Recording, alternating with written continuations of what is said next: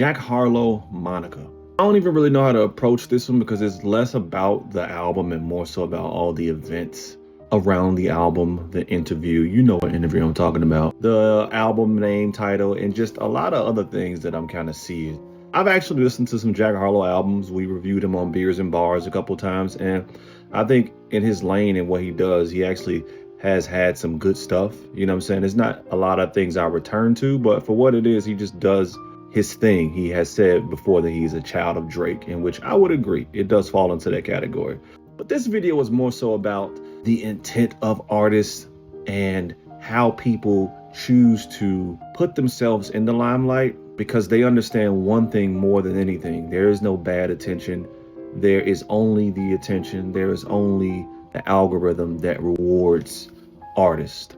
I am convinced that everything that Jack Harlow is doing around the album regarding the aesthetics, the old school look, the Kangos, the dress attire, everything he's doing is intentionally leaning into the type of aesthetic for the music that he made on this album, which is very much so like lo-fi type R&B. It is more so within the line of Black culture.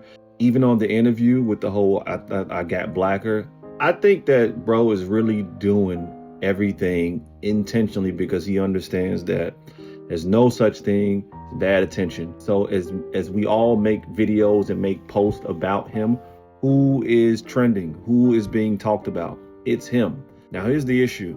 It's not working because right now this is on track to be his lowest performing album. I think it's only like 20, I forgot exactly what the number is, but it's like 25,000 within the first week, which is probably not what his team really wanted. Let's say he actually does have a affection for R&B and did want to kind of stay within, within that lane. He could have just put the album out.